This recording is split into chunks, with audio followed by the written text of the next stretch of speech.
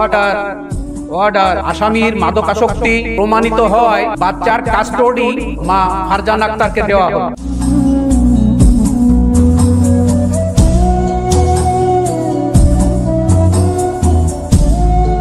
সুখ এমন এক জিনিস, থাকলে বোঝা যায় না, আর না থাকলে হারে হারে বোঝা যায়। আমার জীবনের সুখের ঠিকানা দুই নারী, ফারজান আর শুক্রিয়া।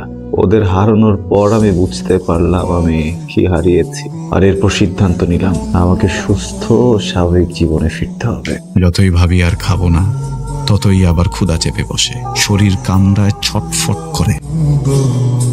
তুমি এখানে আসছো কেন? তোমাদের নিতে আসছি, চলো।